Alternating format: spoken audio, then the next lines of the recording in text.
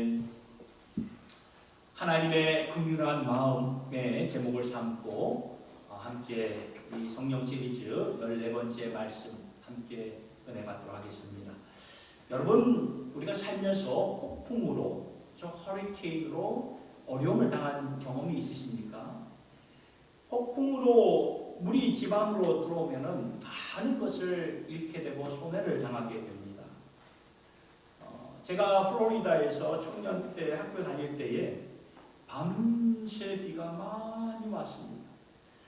아침에 이렇게 문을 열어서 보니까 물이 이 아파트 안에 들어오기 일보 직전. 너무 놀랐어요. 파킹장 전체가 다 물에 다 잠기고 계속 비는 내리고, 매니저가 와가지고 문을 쾅쾅쾅 두드리면서 빨리 대피하라, 물이 이제 당신의 집 안으로 들어가고 있습니다.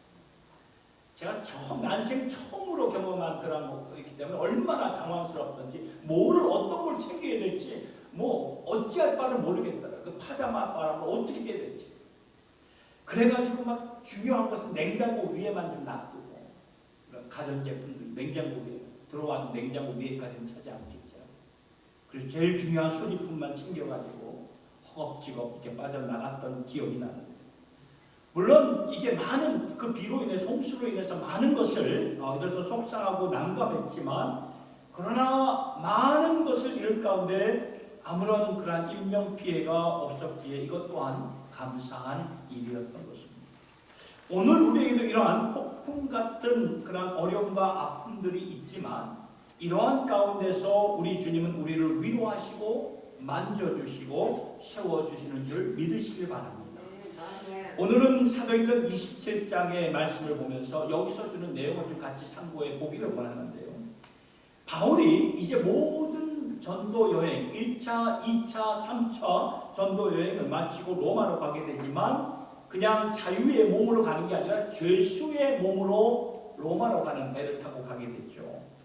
이것이 다 하나님의 섭리 가운데 사도행전의 말씀이 진행형으로 마치게 된다는 것입니다. 그런데 이 사도행전 27장은 로마로 가는 그런 여정 가운데 바울이 탄 배가 오늘 우리가 말씀에서 읽었듯이 아주 무시무시한 유라굴로라는 광풍을 만나 심한 어려움을 겪는 그런 내용을 다루고 있어요. 여기 여러분 이 지도를 보면은, 그 지도를 좀 맞춰주실 게 있어요. 지도를 이렇게 보면은, 여기 지도를 잘 보세요. 보면 바울이 지금 로마로 가는 그러한 여정을 보여주고 있는데요. 우리가 지난주에 보았지만 바울이 예루살렘으로 다시 왔을 때에 큰 폭동이 지금 바울을 기다리고 있었어요. 유대교 광신자들은 이제 바울을 죽이기 전까지는 먹지도 마시지도 않겠다 하고, 무리들은 바울을 폭행하고, 그러니까 이 바울이 지금 죽게 된 그런 상황 가운데 로마의 군인들이 개입을 하여서 바울을 살리게 됩니다. 특별히 바울이 로마 시민권자라는 것을 알게 되었을 때 이 군대 장관이 천부장이 어떻게 했든지 간에 바울의 안보를 지켜주려고 부단히 노력하여 바울을 한밤중에 예루살렘에서 지금 이 동그라미 친 보세요. 가이사랴가 보이십니까? 가이사랴로 보내는 거죠. 그 당시 가이사랴는 항구의 도시로서 로마의 총독들이 있는 그러한 곳이었어요. 그러면서 바울이 총독들 앞에서 신문을 받고 자신을 변호한 가운데 나는 이제 시조에게 갈 것이다, 로마 황제에게 갈 것이다 호소를 하는 거예요. 로마 시민권자들만이 할 수 있는 마지막 카드를 바울이 꺼냈고, 그래서 이 총독들이 베닉스와 베스토가 이 바울의 말을 듣고는 이 바울을 이제 가이사 법정 앞에 설 수 있도록 로마로 보내기로 결정을 하죠.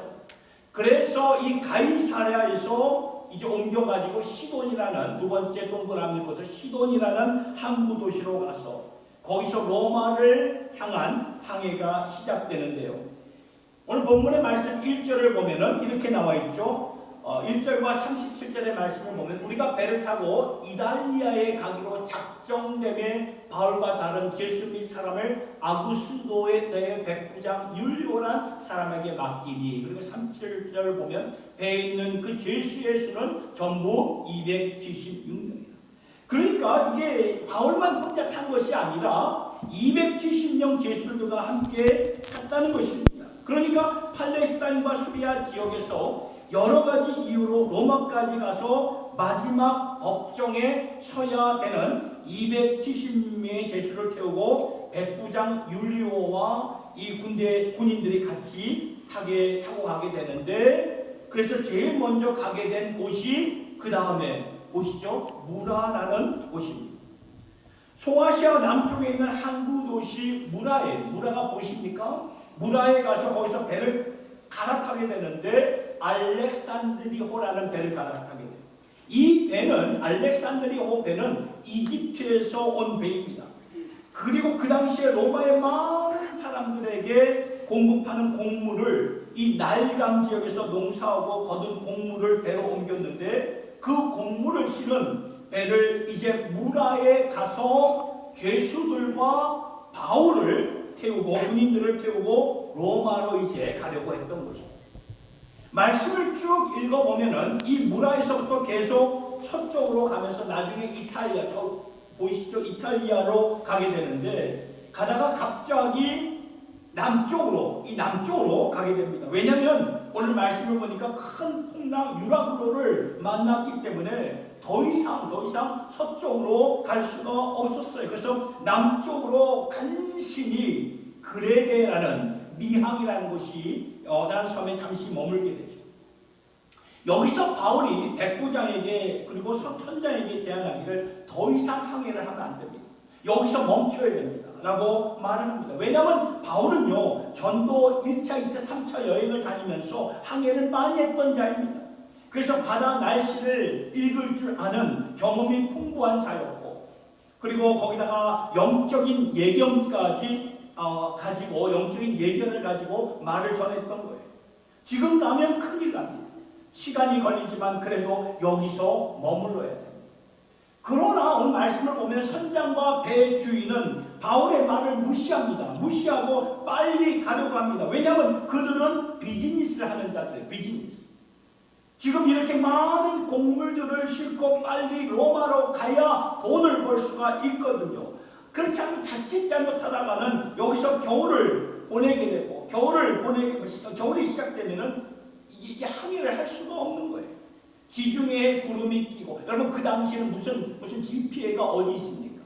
그 당시만 해도 밤에 별과 낮에 해의 방향을 보면서 항해를 했는데, 구름이 껴버리면은 수개월 동안 항해를 할 수가 없는 그런 상황이에요.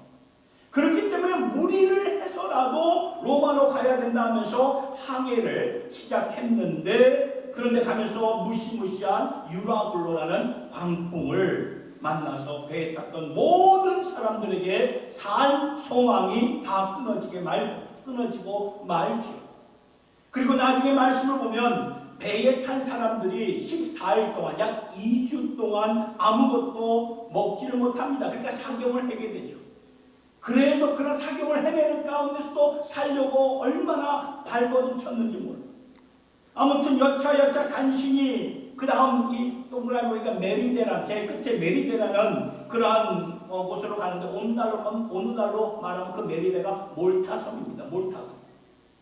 그 섬에 간신히 도착하여 잠시 쉬었다가 시칠리아를 거쳐서 나중에 이탈리아 대륙으로 가서 로마까지 가는 여정이 사도행전 28장의 전체 내용이 된다는 것입니다. 여기까지 보면서 하나님은 왜 당신의 백성들에게 인생의 폭풍을 허락하시는 것일까요? 사도 바울이 다른 곳 가려고 간 것도 아니고, 여행을 가려고 간 것도 아니고, 그저 복음을 전하기 위해서 죄수의 몸으로 쇠사슬에 묶여가지고 이렇게 해서라도 주님의 복음을 땅끝까지, 그 당시의 땅끝은 로마예요. 로마로 가서 복음을 전해야 로마가 변하기 때문에 땅끝까지 복음을 전하려는 바울에게 왜 저러한 폭풍을 허락하시는 것일까요? 하나님은 우리의 아버지신데, 아버지시라면 우리를 보호해 주시는 분이고 우리를 사랑하시는 분인데, 왜 하나님은 저러한 폭풍을 바울의 삶의 그 여정 가운데 허락하시는 것입니까? 두 가지를 오늘 우리에게 교훈해 주시고 있습니다. 첫 번째는요, 폭풍 가운데 하나님을 새롭게 신뢰할 수 있는 은혜를 주신다는 것입니다. 하나님을 새롭게 그 어려움과 고난 가운데 새롭게 신뢰할 수 있는 은혜를 주십니다. 이게 뭐냐면은 쉽게 설명을 하면요, 이거예요. 별은 항상 있어요. 그렇죠? 별은 항상 있어요. 근데 별은 어느 때만 보입니까? 밤에만 보이잖아요. 밤. 이것을 우리가 잊고 살다가 캄캄한 밤이 될 때에 별을 보게 된다는 것입니다. 이처럼 하나님의 임재는 항상 우리와 함께 있는 것이고, 그래서 우리는 하나님을 신뢰하면서 믿음으로 살아가야 되는데, 그러하려면 때때로 인생의 풍파 속으로 들어가야 된다는 거예요. 삶 속에서 빛이 안 보여야 돼요. 안 보여야 주님께서 허락하시는 은혜의 그 별이 보여진다는 그 말이에요. 그래서 하나님은 때때로 우리의 삶을 폭풍 속으로 인도하시는 것입니다. 오늘 본문을 보아도 폭풍 가운데 이미 모두 산 소망이 다 끊어졌을 때 바울이 뭐라고 말하냐면 23절과 26절을 보니까 이 말을 하잖아요. 하나님의 사자가 그렇죠? 어젯밤에 내 곁에 서서 말하였다. 바울아, 너는 반드시 가이사 로마 황제 앞에 서야 될 것이다. 이것은 나의 계획이고 나의 계획 안에 있기 때문에 너는 반드시 로마에 가서 가이사 앞에 설 것이고, 너뿐만 아니라 너와 함께 있는 모든 사람들, 지금 그 배에 있는 모든 로마의 군인들과 제수들까지도 다 생명이 다 보존될 것이다. 하나님께서 이렇게 바울에게 말씀을 전하셨어요. 지금은 빛이 안 보이고 이미 살 것을 포기한 상황 가운데 전에 듣지 못했던 하나님의 새로운 음성과 새로운 임재를 느끼게 하셨던 것입니다. 이러한 폭풍도 하나님의 절대적인 섭리로 인도하신다는 것을 바울이 선포한 거예요. 여러분, 엄밀히 한번 따져봅시다. 엄밀히 따져보면 이 유라굴로라는 폭풍 안으로 들어가게 된 경위는 사람들의 욕심 때문에 이루어진 일이 아닙니다. 분명히 바울이 가면 안 됩니다 라고 말을 했지만 그 율리오와 배의 선장 배 주인들이 그냥 무리해서 이렇게 무리해서 이렇게 가게 했잖아요. 선장과 배 주인의 욕심과 그리고 잘못된 판단으로 인해서 그 폭풍 안으로 들어간 그런 상황이 아닙니까?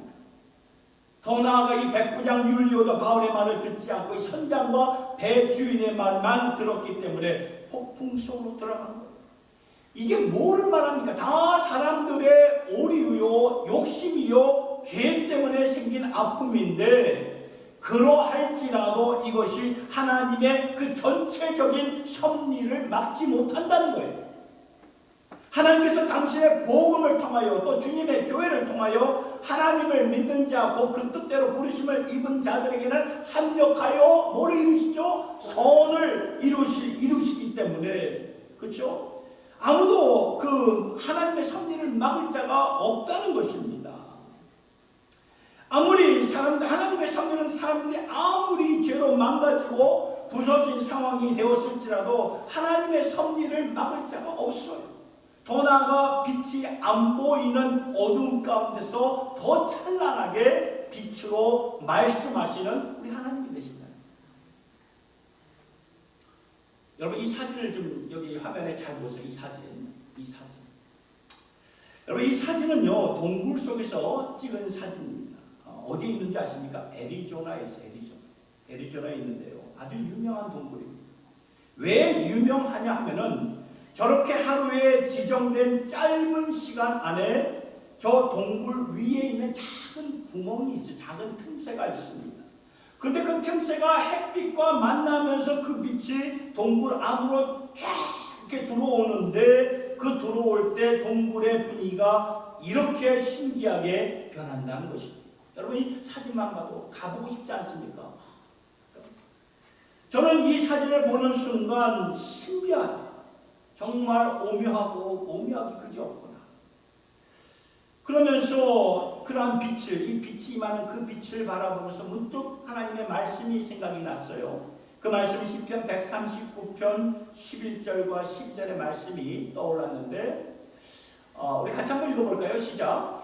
내가 혹시 말하기를 흑암이 반드시 나를 덮고 나를 부른 빛은 밤이 되리라 할지라도 주에게는 흑암이 숨기지 못하며 밤이 낮과 같이 비추이나니 주에게는 흑암과 빛이 같음이니이다. 여러분, 이 암투병을 한 분들에게는 공통점이 있다고 합니다. 그것은 암투병을 할 때 밤이 그렇게 힘들다고 말합니다. 잠자리에 누우면 그 어둠이 자신을 덮고 압도한다고 그렇게 말을 해요. 그럴 때마다 예수 믿는 환우들에게는 한 줄기의 빛이 보인다고 말을 해요.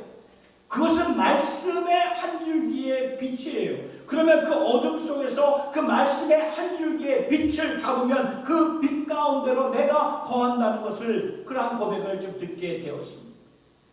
그렇습니다. 어둠 가운데 한 줄기 임하는 빛을 보고 자신이 힘들었을 때 주셨던 저 약속의 말씀, 내가 너무나 힘들어서 만일 흑암이 나를 덮을지라도 주님에게는 흑암이 어둡지 않을 것이고 주님에게는 흑암도 대낮처럼 밝을 것이다. 왜냐하면 이 말씀대로 무엇입니까? 이 말씀대로 주에게는 흑암과 빛이 같다는 것입니다. 같아요. 주님의 빛이 모든 흑암을 삼킨다는 그 말이에요. 이 빛을 어둠 가운데서 찾는 거예요. 풍파 가운데서 찾는 것입니다. 보통 때는 우리가 대충 알다가 인생의 폭풍 속에서 다른 빛이 전혀 없을 때가 있잖아요. 우리의 삶, 우리가 지금까지 살아오면서. 오늘 말씀도 보아도 유라굴로라는 그런 광풍으로 2주 동안, 보름 동안 빛을 보지 못하는 상황 가운데 이때 빛나는 빛은 무엇입니까? 오직 주님이 함께 하시는 빛이라는 거예요. 하나님이 그렇게 역사하신다는 것입니다. 사랑하는 성도 여러분, 예수님이 그 폭풍 속에서 공생의 사역할 때 제자들을 찾아오셨던 적이 있었죠. 그때 예수님이 뭐라고 말씀하십니까? 제자들에게 내니 두려워하지 마라. 나니까 두려워하지 마라. 폭풍 속에서 밤새 제자들이 폭풍과 싸우는데, 사투하는데 밤 사경쯤에 예수님이 제자들에게 오셨어요. 멀리 계셨다가 오신 것이 아니라 예수님이 다 보고 계셨어요. 그러면서 기도하시면서 다 보고 계신 가운데 밤 사경이라는 것은 가장 어두울 때 제자들을 찾아가 말씀하신 말씀이 내니 두려워하지 마라. 여러분, 인생의 폭풍 가운데 진정 우리를 위로해 줄 수 있는 요소는 오직 예수님뿐이라는 것을 믿으시길 바랍니다.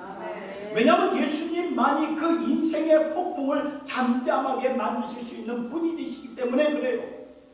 그래서 무엇을 구하냐 주님이 물으실 때 우리는 단언코 곧바로 주님을 구합니다. 우리는 예수님을 구합니다.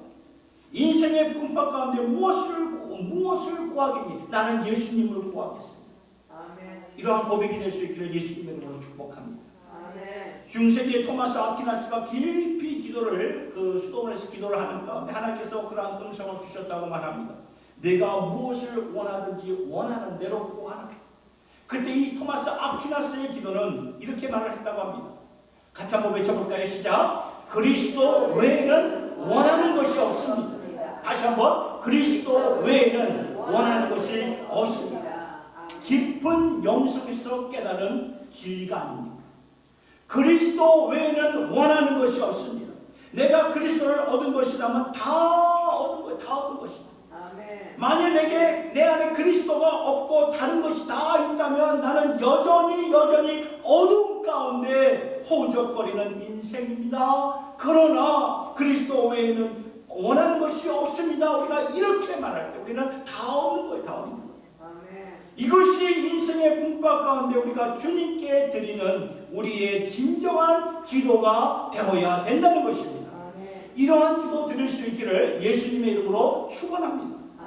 인생의 폭풍을 허락하셔서 그 폭풍 가운데 때때로 인도하셔서 거기서 주님을 새롭게 신뢰할 수 있는, 트러스트할 수 있는 은혜를 우리에게 허락하신다는 것입니다. 이것이 첫 번째 오늘 말씀에서 주시고야 하는 영적 깨달음이고요. 두 번째는 우리가 그 은혜를 받았으면 도전을 받아야 돼요. 그 말씀은 이것입니다. 하나님을 증언할 수 있는 증인자의 기회를 주신다.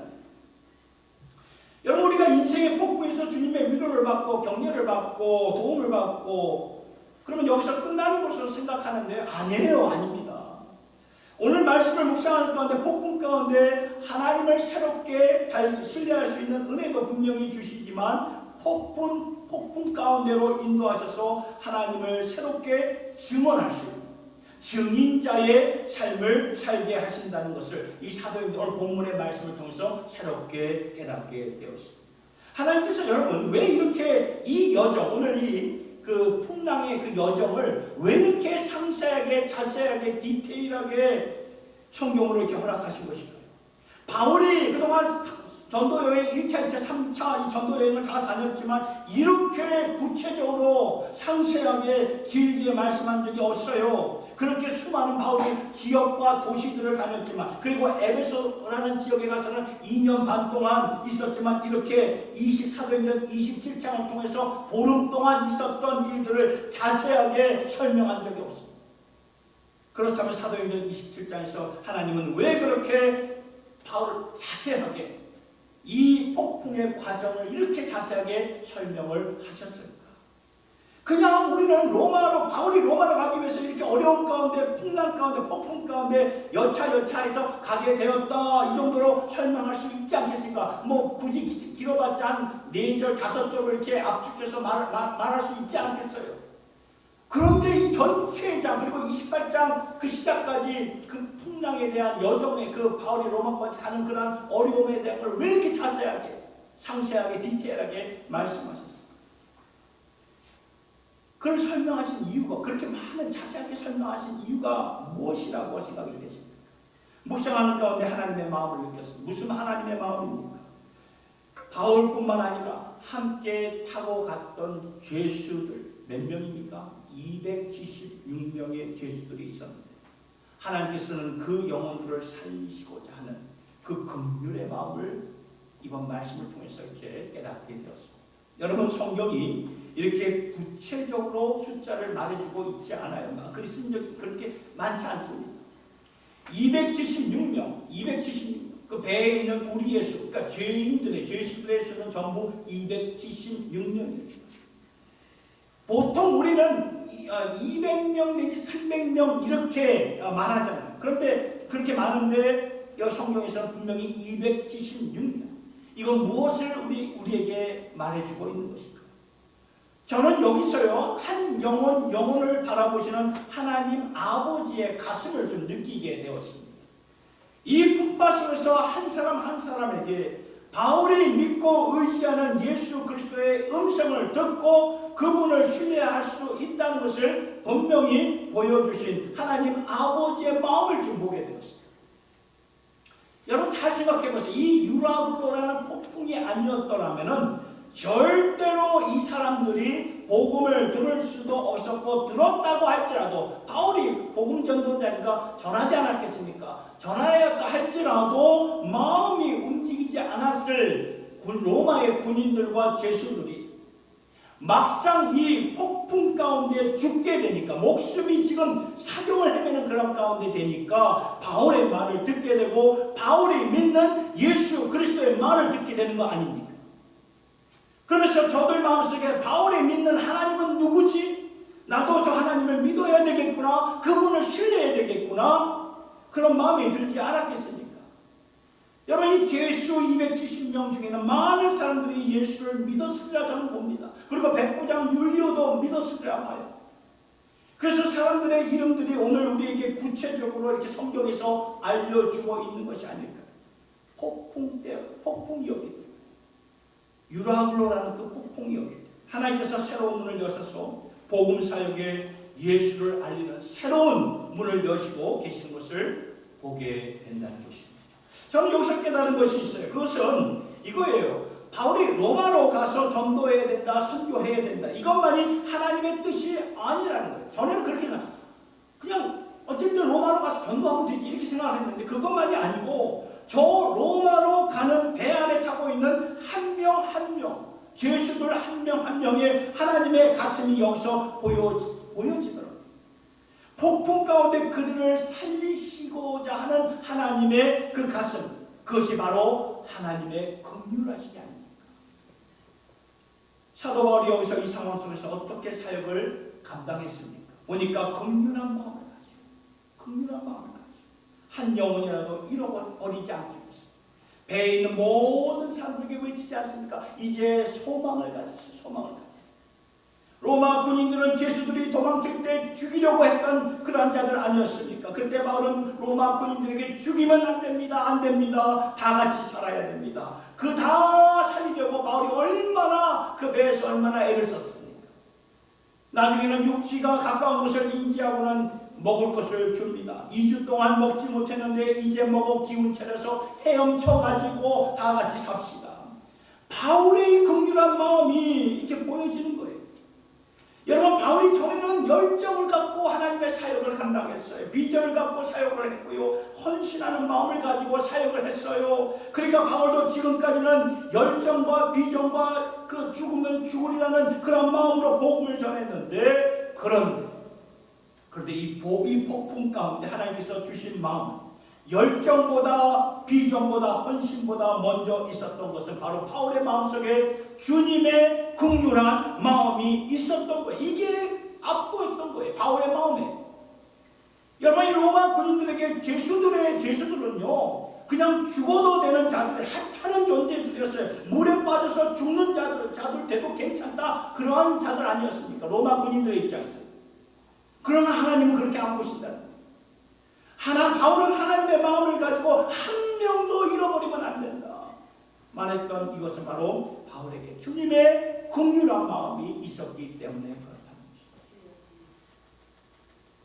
구약 성경에 우리가 잘 아는 그 요나의 이야기를 잘 보시죠. 하나님께서 요나 선지자를 니느웨로 보내시잖아요.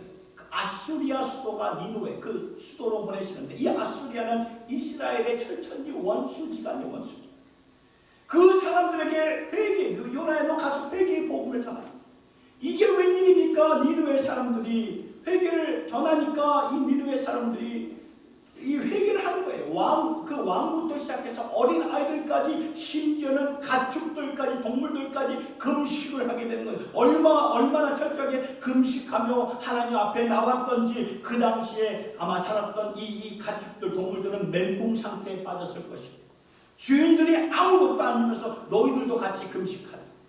그렇게 철저하게 금식하며 회개하며 주 앞에 나온 니느웨 백성들을 본 이 요나 선지자의 눈이 뒤집어집니다.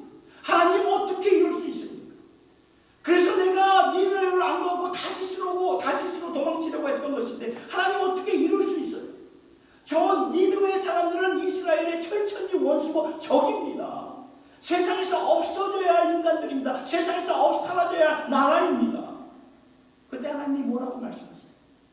요나서 4장 11절에 보면 이렇게 나오죠. 하물며 이 큰 성읍 니느웨는 좌우를 분별하지 못하는 자. 좌우를 분별하는 자가 누구를 가리킵니까? 어린아이들이에요. 어린아이들만도 12만 명이에요. 가축도 많이 있나니 내가 어찌 아끼지 아니하겠느냐. 여기 니느웨 도성의 앞뒤를 가리지 못한 자들만 해도 10여만 명이다. 내가 창조한 이 아이들만 해도 12만 명이다. 어찌 그들을 아끼는 것이 나의 당연한 마음이 아니겠니? 하나님의 마음을 그때 요나에게 알려주십니다. 여러분, 요나는 하나님의 종이어서 선지자였습니다. 열정과 헌신과 비전이 남달랐을 것입니다. 그런데 요나에게는 없는 것이 있어요. 바로 하나님의 긍휼하신 마음이 없었어요. 바울도 여기서 그 면을 보았던 그 면을 보았던. 여러분, 오늘 우리에게도 이러한 하나님의 긍휼한 마음이 있으십니까? 오늘 우리에게도 이러한 주님을 향한 열정이 있어요. 오늘 우리가 다 주님을 향한 열정이 있고 헌신하고자 하는 마음이 있어요. 그런데 주님께서 새로운 문을 열어주시는데 이 문을 통과하기 위해서는 우리에게 반드시 주님의 그 컴패션 한 그런 심박한 그런 긍휼한 마음이 있어야 된다는 것입니다. 여러분, 우리가 선진국에 사는 사람들, 우리가 이렇게 일을 하면서 미국을 비롯한 잘 사는 그런 나라들 있지 않습니까? 그런 나라 사람들에게 왠지 우리가 자연스럽게 나오잖아요. 잘해주려고 하는 그런 마음이 이렇게 나오는데, 잘 살지 못하는 후진국에 사는 저 사우스 아메리카에 있는, 아니면 저 이 동남아에 사는 그런 사람들에게는 왠지 우리도 이게 나이스하지 못한, 잘 대해주지 못한 그런 우리의 모습이 안 보이십니다. 그리고 오늘날 우리 대한민국의 외국 근로자들에 대해서 어떻게 생각을 하고 계십니까? 부담스럽게 생각하는 마음이 있지는 않으십니까? 왜 저들은 이질적인 문화와 종교를 가지고 와서 왜 우리나라를 지금 망치려고 하는 것이지? 저들이 왜 우리 젊은이들의 일자리를 빼앗아 가고 우리나라의 이 복지의 자금을 가져가는 것이지? 정말 저들 빨리 좀 사라졌으면 좋겠다. 뉴스를 그러한 인터넷 뉴스를 들으면서 우리의 마음속에 그런 마음이 있지 않습니까? 저도 있었어요, 사실. 우리 안에 생기는 그런 마음을 지금 보자는 것입니다. 하나님께서 새로운 문을 이렇게 여실 때 불편한 마음을 가지고는 우리가 주님의 교회로 일어설 수가 없다는 것입니다. 백부장 율리오와 이 군인들처럼 죄수들은 죽어도 되는 사람이요, 우리와 상관없는 자들. 이것이 하나님 앞에서 얼마나 모순된 그런 모습입니다. 그 나라 사람들이 여기에 와 있는데 너희들은 그 나라에 선교사로 보내고 선교사에게 후원금을 보내면서 거기서 온 사람들은 이렇게 차가운 마음, 무거운 마음, 냉대하는 마음, 소외시키는 그러한 마음으로 대한다면 이게 무슨 선교냐? 그걸 말해주고 있는 거예요. 여러분, 오늘날 중앙아시아에 가면 고려인들의 후손들이 있는 거 아시잖아요. 1937년도에 스탈린이 한국 사람들 30만 명, 어렵듯 30만 명, 한겨울, 그 추운 한겨울에 강제로 한반도에서 그 중앙아시아로 기차로 이동을 시키죠. 이동하는 중에 3분의 1은 죽고요. 3분의 1은 배고프고 죽고 병들어서 죽고, 3분의 1은 얼어붙은 땅에 그냥 풀어놓습니다. 그 허허벌판에 꽁꽁 얼어붙은 땅에 그 땅에 무슨 빌딩이 있었습니까? 무슨 쉘터가 어디 있었습니까? 그냥 풀어놓은 거예요. 이 말은 그냥 죽으라는 말이에요. 죽으라는 말. 수많은 우리 한국 민족들이 그 기나긴 혹독한 그 겨울을, 그 중앙아시아의 겨울을 버티지 못하고 많이 따스러워서 죽었던 거예요. 그 가운데 살아남은 사람들 어떻게 살게 되었는가? 얼어붙은 땅을 막 파헤쳐가지고 땅 속에 들어가 살았지만 그것만으로는 살 수가 없었던 거예요. 그때 그 현지인, 그곳에서 살고 있던 현지인들이 우리 한민족을 도와준 거예요. 그래서 살 수 있었던 거예요. 현지인들도 배고팠지만 같이 도왔어요. 카자흐스탄, 우즈베키스탄, 키르기스탄, 여러분 다 들어봤잖아요. 그런 나라. 그 현지인들이 우리 한국의 한민족, 우리나라 민족을 구해준 것입니다.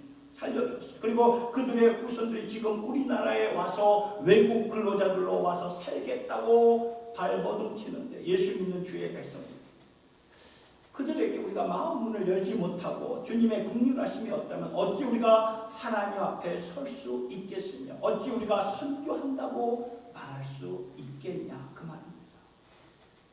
여러분, 지난 화요일에 대선 투표가 이곳에서 있었죠. 그 다음날 47대 미국 대통령이 선출이 되었습니다. 선출된 대통령, 이렇게 선포를 하더라고요. 이제는 미국이 우선주의로 갈 것이다. 이제는 불법 체류자들을 대량 추방할 것이다. 국경을 더 봉쇄하고 강화할 것이다. 그런 뉴스 여러분 다 보시지 않았습니까? 저는 그런 뉴스 보도를 보면서 마음이 참 아팠습니다. 저는 청년 때부터 미국에서 살았어요. 그리고 목회를 하면서 보니까 한국 사람들 중에 불체자가 참 많아요. 상당히 많습니다. 저분들이 불법 체류자가 되고 싶어서 된 것이 아니에요. 취업이 되어 일하다가 어떻게 하다 보니까 아이들 때문에, 자녀들 때문에 남게 되었는데, 그래서 비자를 받고 영주권을 받으려다가 막판에 서류가 뒤틀리는 거예요. 서류가 안 되는 거예요. 그래서 불법 체류자로 된 사람들이 참 많아요. 자녀들이 초등학교, 중학교, 고등학교 여기서 다니면 다시 한국으로 어떻게 돌아갈 수 있어요? 돌아갈 수가 없는 거예요. 제가 뉴욕에서, LA에서 이렇게 사역할 때 성도님들이 부탁하는 기도 제목 중에 탑3 중에 항상 있는 게 뭔지 아십니까? 신분 문제입니다. 목사님, 이 신분 문제 좀 해결해 주세요. 이 신분 문제 급합니다. 시급한 기도의 제목이에요. 하루하루가 너무나 두려운 거예요. 왜요? 쫓겨날까? 신분이 확실한 시민권자나 영주권자들은 이런 물체자의 고충을 잘 모를 것입니다.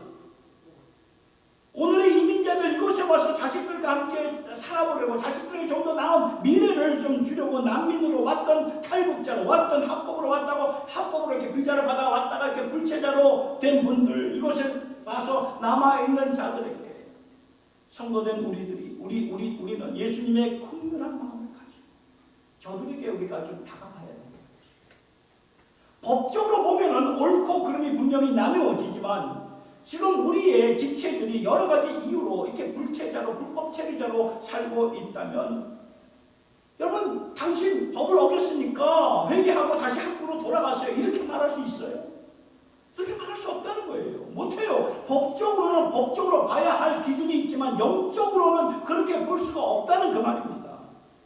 오늘 우리는 우리 주위에 이런 분들을 향한 긍휼한 마음을 좀 품고 있어야 된다는 거죠. 그래야 하나님께서 저와 여러분들 통해서 새롭게 쓰시는 주님의 종들이 될 수가 있다는 것입니다. 다시 말씀드립니다. 오늘 우리에게 필요한 것은 긍휼의 마음입니다. 아버지의 긍휼의 마음. 이 긍휼의 마음이 오늘 우리에게 있는 것입니다. 우리가 좀 돌아볼 수 있기를 바랍니다. 예수님이 여러분 십자가 지시기 마지막 일주일을 남기고 예루살렘에 오셔서 제일 먼저 하신 일이 무엇인지 아십니까? 성전을 깨끗하게 하고, 소와 양을 팔았던 그 성전에서 그들을 다 내어 쫓으면서 내 집은 만민이 기도하는 집인데 너희들은 내 집을 강도의 소굴로 만들었구나 하면서 성전에 있는 사람들, 모든 사람들의 모습을 깨끗하게 정리를 하셨어요. 그때 이 마태, 마가, 누가, 요한복음 가운데 마태복음에서만 유일하게 21장 14절에 이렇게 나와 있습니다. 여러 곳에서 있던 맹인들과 전원자들이 성전에서 예수께 나오매 고쳐주신다. 다 예수님이 내보내신 다음에 맹인들과 전원자들, 뭘 말합니까? 사회에서 소외되고 이게 찬밥 신세당한 자들이 예수님께 나오는 거예요. 예수님이 성전에 오시기 전에는 세상에 소외된 자들은 성전에 나오는 것이 굉장히 힘들었고 불편한 그런 자리였어요. 안전하지가 않았어요. 그런데 예수님이 그들과 같이 계시니까 그들 중에는 예수님의 그러한 한 사람을 예수님의 12제자로 삼으셨고, 한 여인을 막달라 마리아로 삼아주셨고, 무엇을 말해주십니까? 긍휼의 마음, 긍휼의 마음. 하나님은 왜 바울을 이 폭풍 가운데로 인도하셔서 이렇게 긴 말씀을 통하여 그들이 겪었던 일들을 상세하게 자세하게 오늘 본문을 통해서 말해주시는 것입니다. 폭풍 가운데 하나님께서 새롭게 하시는 일들이 있어요. 새롭게 하시는 하나님을 신뢰하는 은혜로 만져주시는 것이요. 새롭게 선교의 장을 여시면서 주님의 교회가 새롭게 준비된 모습으로 설 수 있도록 우리를 부르신다는 것입니다. 오늘 우리 모두 주님이 찾고 계시는 이 긍휼한 자, 중요합니다. 긍휼한 자가 되소서. 오늘의 새로운 패러다임으로 선교에 우리가 이바지하시고 복음 사역에 우리 자신을 좀 들이시고 이때에 소외되고 내 주위에 소외되고 잊혀진 영혼들을 주님의 이름으로 품고 구원할 수 있는 예수님의 제자들이 다 될 수 있기를 예수님의 이름으로 축원합니다. 우리 이 말씀을 생각하시면서 우리 찬양 같이 부르도록 하겠습니다. 여호와 이스라엘의 구원자 되신 하나님,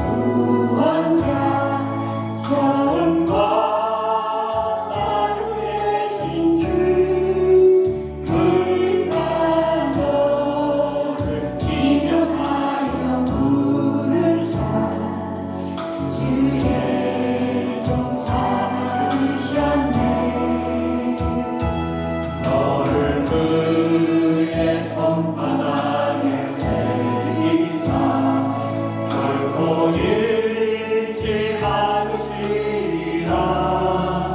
환난 중에 피난처가 되시며 항상 인도하시니 너는 예언한 저의 빛을 바라. 땅 끝까지 주 선포하라. 그러므로 예언의 빛을 사도 구원을 베푸시리라. 너는 예언한 저의 빛을 바라라.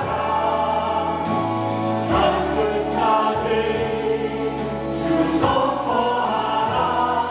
그러므로 예언의 빛을 사와 구원을 베푸시리라.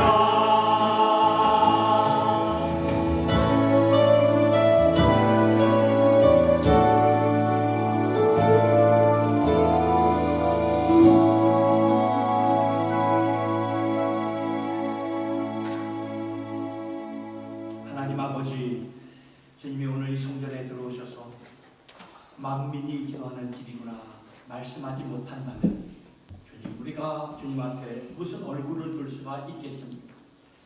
교회를 섬기는 주님의 종들로서 우리는 어디로 갈 수 있겠습니까? 주님 말씀하셨습니다. 나는 제사를 구하지 않고 긍휼을 찾는, 긍휼을 너희에게서 찾고자 수차례 말씀하신 주님의 음성, 오늘 우리의 마음판에 깊이 새겨 살아갈 수 있도록 주여 우리를 긍휼한 자로 삼아 주시옵소서. 뉴노멀이 일상이 되고 있는 이 시대에 교회도 우리의 선교도 예외는 아닙니다. 아버지, 그 가운데 꼭 필요한 이 긍휼한 마음 우리 주님 안에 허락하여 주시옵소서.